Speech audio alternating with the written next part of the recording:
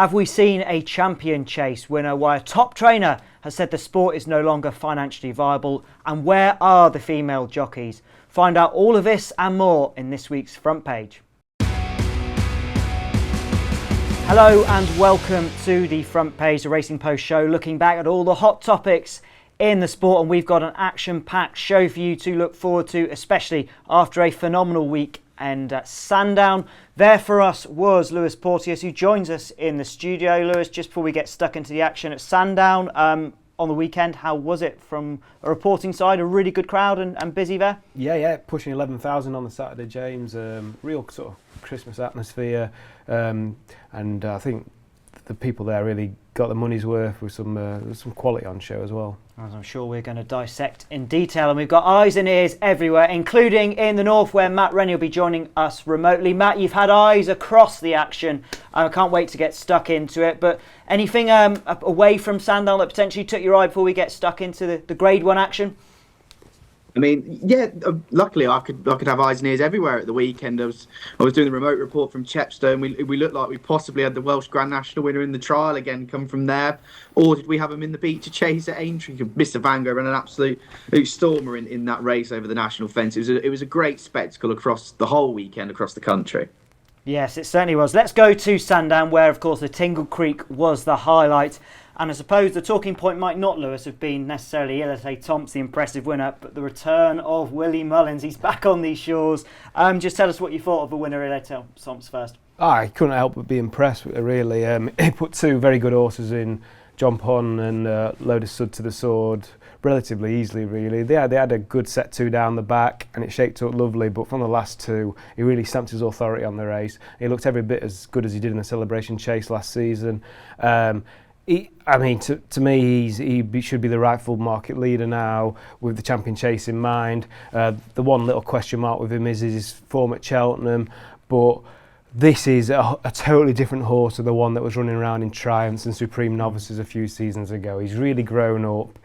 He's gone from being sort of a headstrong hurdler to, efficient chaser. He's not Larry. He just gets the job done. You can ride him from front or behind, and to be honest, I wasn't completely sold going in there, but I came away from there thinking, that's a genuine champion chase horse. Serious performance. Oh, it was very good, but the thing that makes it exciting is that he hasn't done it at Cheltenham yet, so it's not all done and dusted by any means, but as a marker, that sets the standard so far. Certainly does, and there's something quite poetic, isn't there? Because, of course, Sandown was the place where Willie Mullins has stolen the title from Dan Skelton, and in many ways, this is where it started this year's campaign, going for the hat-trick. Yeah, it was. We've been waiting, haven't we? We've been waiting all season for him to sort of spring into action. I think he was 0 from 9 runners so far. Had an awful Coral Gold Cup day at Newbury. Things didn't go to plan in the fighting fifth, and all that time, Dan's adding more and more pounds, and he led by 1.7 million on Saturday morning ahead of Willie. So it was a first sort of strike for Willie, a first bite into Dan's lead.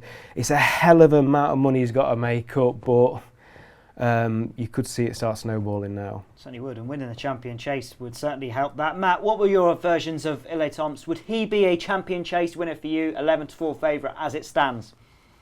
If you'd asked me that in April, I'd have probably said no, but after Saturday, I'm more along the absolutely lines. He is the one to beat. I just love him. I've loved him for a while in terms of he's tiny. He's a little pocket rocket, isn't he? I'm sure now, and that he's, as you say, he's the complete package in terms of he settles. And Paul Townend said it on Saturday. He can ask him for a big jump now, and he'll deliver. Whereas 2 seasons ago, he wouldn't do that. So he's been learning all the time. Scarily, there's still progression to go, and he might be like riding a motorbike round Cheltenham. He'll just slip on the inside rail and get through those gaps where other bigger horses can't. Look, if it goes through Il Etait Temps, you go fair play. He's miles, head and shoulders above the 2-mile chasing division at the moment.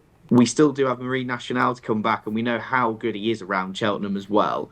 I think you can say at this point, the 2-mile division at Cheltenham and beyond is going to be dominated by the Irish at this stage, compared to just how easily Il Etait Temps brushed aside Lotus Sud and John Bon. Yeah, exactly. And you touch on the Irish strength there, Matt. I mean, we saw Mashborough on the weekend. Not the result that Willie Mullins would have been hoping for. Didn't jump particularly well, but look, he's still clearly got loads of talent, hasn't he? Just needs to brush up his jumping, I suppose. Yeah, it's an absolute humdinger of a performance, really. And immediately afterwards, I was like, wow, he did so well to get as close as he did on his comeback, giving weight away to a good grade 2 horse in Found 50. That's his level. It was his pinnacle yesterday, and he showed he's still got a massive engine. But the huge concern for me is his jumping, and it was his kryptonite at Cheltenham last year when a lot of people fancied him for the Arkle. I couldn't have him for a champion chase or any 2-mile chases at this time, or even any chases brutally, until he really brushed up his jumping. He was really airy at the first 2 fences, but then he was fiddling them through the back and then absolutely belted the second last. There's many theories as to why Mashborough's doing it. I think the most plausible is there's a lack of concentration there completely in his head when it comes to obstacles. And, where have we said that this season already with Constitution Hill and stuff? But I just fear that that's going to be a real detriment this season, especially if they're going to keep him in the 2-mile chasing division where your jumping has to be on the A game at every fence. I think he looks like a horse that's got a quite unique constitution and build. He's very leggy. He's got really long legs, and it looks in a way to me that he maybe hasn't filled out the frame as horses have gone on to do before, and as such, he's not getting the power to go over those fences. And with that and the mindset I think he's got currently, I think I would be quite confident in saying Madge was going to find it a bit of a struggle this season. I know I'm happy to be shot down if he does go and bolt up at Christmas and in the Dublin Chase and whatnot, but I'm quite fearful that it's going to be a disappointing campaign for him. Okay, we'll wait and see, Matt. This is the wonder of racing, isn't it? We find out if we're wrong or right. But I agree with you about the concentration. Good bit of thinking there, and perhaps we will see the best of Madge. I suppose the thing with him, Lewis, is he's got time on his side, as does Alhambra. I mean, that's got to be the highlight of a weekend from a British perspective. He was exceptional in the Henry VIII. Oh yes, unbelievable. He had the weight allowance, but he actually clocked a time 5 seconds faster than the Tingle Creek.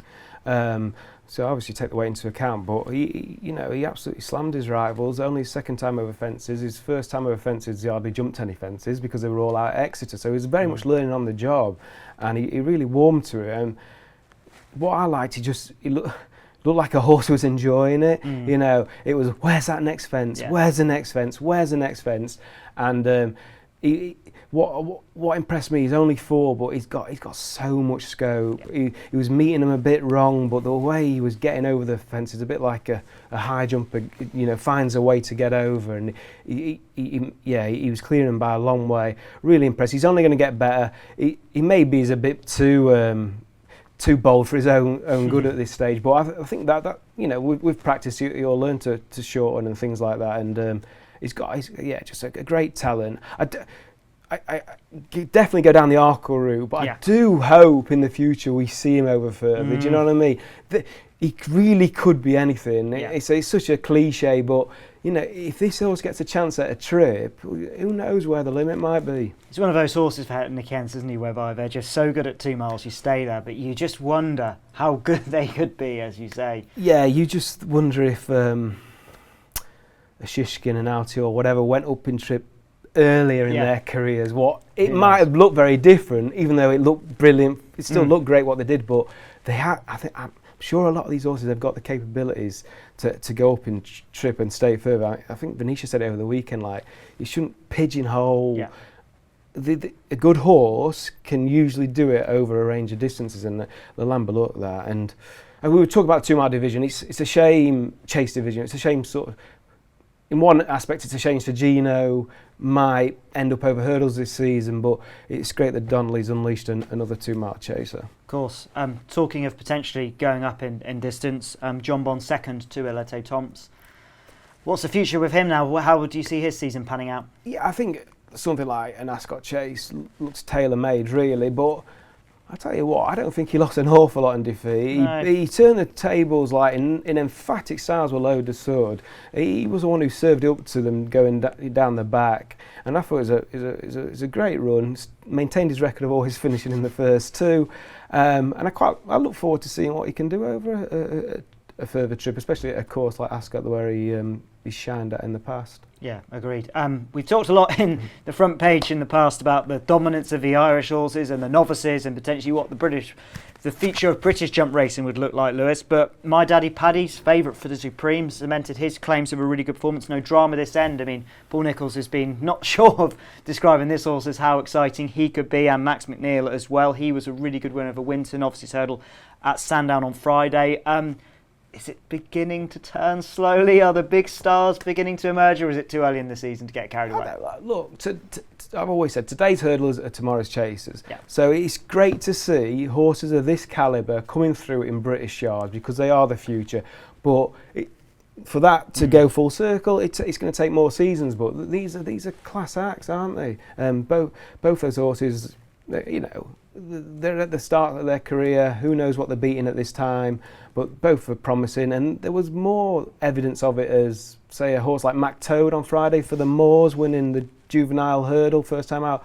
The Moors again won a listed bumper first time out of a mare at Huntingdon on Sunday. So a lot of these British yards are stacked with nice young horses. Tizzards, Ollie Murphy, they've spent from the point and field and store horses. So I think it will turn, but it won't be. Cheltenham in March will still be an Irish benefit. Okay, so a bit of positivity from Lewis. I'm in the same camp, Matt. Are you going to share the love for the British future? Yeah, absolutely, and I think we're probably leaving Ben Pauling out of that as well. He had a great day at Aintree on Saturday with a double with a really impressive novice and Twig, and obviously we've got the jukebox man to look forward to in the King George as well. So not only is the fight back from Britain coming from your Messrs Nicholls and Henderson, the young guns are starting to come through and unleash themselves as their own powerhouses in their own right, whether that be, say, Skelton's very much there and maybe even past a few of them now, but Ollie Murphy, he just needs one or two grade 1 stars, and I think he'll be absolutely flying along from the incredibly high standards he sets already at the moment, as the same for Ben Pauling, who's had grade 1 winners and could have a real top notcher in the jukebox man. Wait and see to Boxing Day. So yeah, it's all positive at the moment. We've got to look on it that not everything in the jump season is not about Cheltenham. Yes, it's where everything matters the most at the end of the day, but we're getting there. It's been a slow recovery since the Irish domination and since COVID really, but there are good green shoots on the way.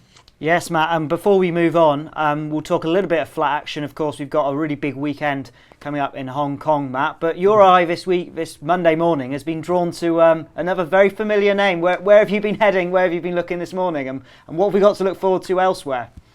Yeah, unfortunately, I've not been on Skyscanner looking to go over to Buenos Aires, but I've been doing a lot of digging at the weekend, and Franco Dettori's, obviously Frankie Dettori, better known here, is beginning his South American farewell adventure in Argentina on Saturday in the Gran Premio Carlos Pellegrini, which I've been speaking to some sources over in Argentina, and you hopefully will definitely be able to read it this week. It's their version of, they say, the King George and Queen Elizabeth Stakes and the Arc put together. San Isidro racecourse in Argentina, in the capital Buenos Aires. They say it's very much like a European turf track. It's over 1.5 miles. It's worth about just over 260,000 pounds when you convert it. And it's a win in your in race for the Breeders' Cup as well. So, but I've already spoke to them. They're absolutely so excited to have Frankie going over there. It's going to be. It's already said it's the biggest sort of race day they have in Argentina, and they get plenty of thousands of people there already. Sort of, the insane crowds you see in South American football is what they get at the race courses as well. And saying it's only been even heightened by Frankie's presence there. He has ridden in Argentina once before at Palermo, but it's first time in their big race. So keep your eyes on that. Plenty to go at this weekend across the hemispheres, isn't there? With Hong Kong as well. So Ryan Moore's back. So too's Frankie on our radars, probably for that final hurrah. Yeah, it is some farewell tour, Matt, isn't it? It's all corners of the world. He's done. There's worse places you want to go to do your retirements, isn't there? Certainly is, and the farewell tour continues as Matt touched on. Let's move on to a different story. This is the news of Alice Haynes, the Newmarket trainer, who announced last week that she was going to quit as the job was no longer financially viable. Announcing the news, she said, "It's a sentence I never imagined I would have to say. Stepping away from something that has shaped my days and captured my heart has been an incredibly painful decision. But the truth is that racing's current financial model does not make it viable to continue." This is someone who's been extremely successful, 56 winners last season. That was her record year since starting in 2021. She's had 27 winners this season and over £400,000 in prize money in the UK. Lewis, this is just another sign of a trainer saying, I love racing, I love the job, we just can't make it pay. A huge worry as to how the sport continues. Yeah, it's quite a sad story, really, James. Someone who was a rider, then did well pre-training, and then went into training herself, made an instant impact. She's only 34. Really, a forward thinker. She's the sort of person, young, energetic, that we need in the sport, quite frankly. And she and Alice had come such a long way in such a short space of time. Clearly, like you say, 20 odd winners this year. It hadn't quite gone according to plan. And I guess the dilemma for her was, do I continue to swim against the tide and maybe never make any great inroads, or do I maybe call time before I put myself into financial difficulties and look for something else? And it's a really sad story, because she came across like a breath of fresh air, really. A really forward thinker who was very positive. So it's sad, and it's not a great reflection on British racing, is it? Really, at the end of the day, I think, having to think about this, I think it's hard when you've got no skin in the game. So if you're a first generation trainer where you're having to rent a big yard like Kremlin Cottage, it's either got to fly or your back is against the wall, because it's a big yard, 100 boxes. I can't imagine what the rent would be on a place like that. It'll be a lot of money, and if the boxes aren't full and the winners aren't flying off the shelf, I can imagine it very, very quickly it can turn. I mean, she started at Cadland, which was the Ryan family's, it's quite a small yard, progressed to Mackle Place, a little bit bigger, and then took, her ambition, she went for the big next step to a bigger yard, and I guess it's just hard to make the money, the finances work. Yeah, I think it highlights a number of different areas. I mean, we obviously know that she's saying it's financially doesn't work as a trainer, but as well, I mean, owners. It's hard to get owners in. The enthusiasm from them to keep investing, and we know how hard it is to get winners. We know how hard it is generally to have runners in Britain, and with all the challenges that come with owning a racehorse. It's just another sign, isn't it, that the sport just is struggling and to make it pay in any sort of way, unless you are one of the very few lucky ones in that top bracket. Yeah, I think luck does come into it. You need that big owner, you need that star horse, you need something to constantly keep your name in lights, and there's always someone else coming up behind you who owners do flock to. But it was a progressive profile. She was in the 50 winners, and like I say, it was only a little blip this season. It's British racing's loss, really. Certainly is, and Matt, will come to you. I mean, one of the comments there, racing's current financial model does not make it viable to continue. I mean, when we look at the future of racing, we know about the racing tax. We've talked a bit about some of the other changes that have happened to the sport, but the future isn't necessarily, well, in 2 or 3 years' time, things are going to definitely be a lot better, so keep going ahead. The future's still very uncertain looking ahead. Massively so, and this should be a big red flag to British racing, I think, because it's not necessarily that Alice Haynes was one of the small trainers, especially in Newmarket as well. She was a burgeoning trainer. I think it's fair to say she was on that upward curve. Yeah, it's a little, and if one little blip brings down the whole operation, then Christ, so many trainers must be sailing right on the edge in the periphery. Those, I'm thinking the ones with 10 horses in a yard rather than 40 or 50 or whatnot. And prize money levels, I've been a critique of prize money levels, especially at the lower end for a while, and it's not matching the rates of inflation, but then you see at the sales horses prices are going to the supervisor, going for astronomical sums. It's not adding up, and the gap is just it's getting wider, and it's being stretched like an elastic band to the point of snapping now, where you're only going to have the select few, almost like we see in the jumps game a little bit. It's the flat can't think, it's not mirroring it. We do see it with Godolphin, Coolmore, Ammo. We've got more organisations coming in who are just so elite and could be so dominant that the majority of the people are left just with their heads above the water. You say with the racing tax, and we've had the budget and stuff that will come in two or 3 years time, but the future is now, and the future is showing you that good trainers, a trainer that had a third at Royal Ascot in a Group 1 this year, cannot make it pay. It's massive alarm bells ringing for me. Yeah, certainly is. We're going to move on to another story now. This comes from a special report from Stuart Riley regarding female jump jockeys within the sport. Now, this shows that just 6.5% of jump jockeys in the top 100 are female, yet 70% of racing school students are female as well. This comes off the back of course, Rachel Blackmore's Grand National victory in 2021, high-profile success for another female rider, Bryony Frost, and the fact that racing hasn't quite capitalised on that success to emerge more female riders within the ranks. There's a number of issues that was highlighted in this piece, including stigma. But there's also calls from Jane Mangan, the RTV pundit, who says that there should be more female rider races to try and encourage promotion of female riders and to give them better opportunities. But at the same time, Paige Fuller, also at RTV as an analyst and former successful jockey as well, suggests that these things may just take time, and that actually the Blackmore effect, the impact, the inspiration that she will have given to many people, well, maybe perhaps it won't be the instant impact. It might take a few more years to evolve. But nevertheless, 6.5%, Lewis, it's in a bit of another alarm bell, isn't it, for the sport? But we want to attract female riders, especially given that 70% of those school students are female. I think that's the worry, that we're attracting them into the sport, but the 70% isn't reflected on the race course. I mean, so there is a disconnect there somewhere. There's not a pathway to become a professional rider.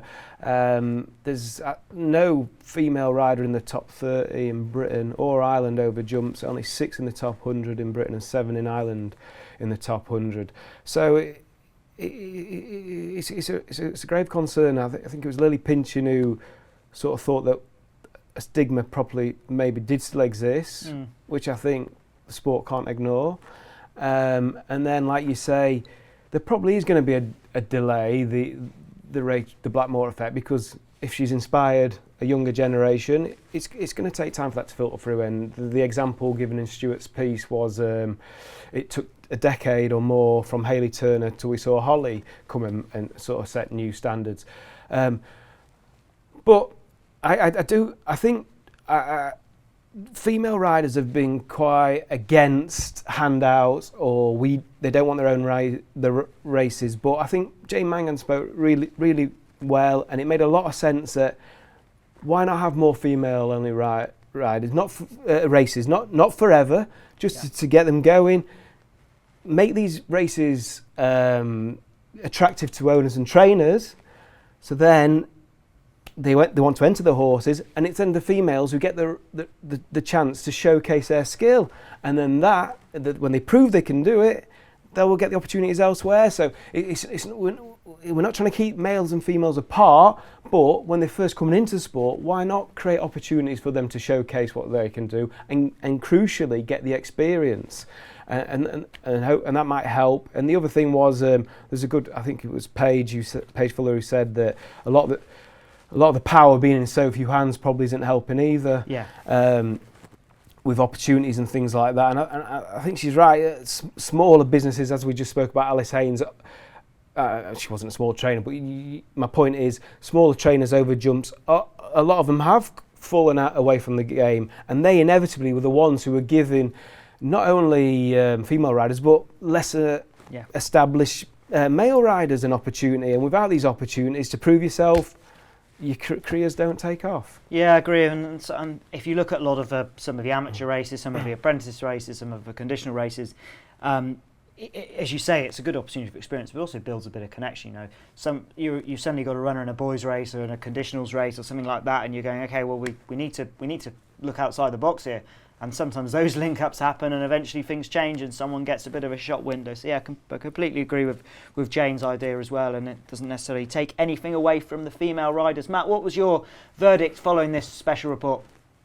Yeah, he said we need to make sure we're still capitalising on the Blackmore effect. As you said, the really good analysis was Hayley Turner going on to the baton being passed on to Holly Doyle in a way that we've got quite a key period now that, if as Lewis is right in saying, if the people that are inspired by Rachel Blackmore are still just coming into racing and might be a few years away, we do kind of need another female star to fill the vacuum that's been left, to keep people's interest peaked in getting into racing. So we've got that conveyor belt rather than people's interest is Rachel Blackmore's not riding anymore, so I'm not gonna watch racing or whatnot. If you're a female viewer, I'm sure it might not be like that, but there might be a few like that. It's it's a bit better on the flat.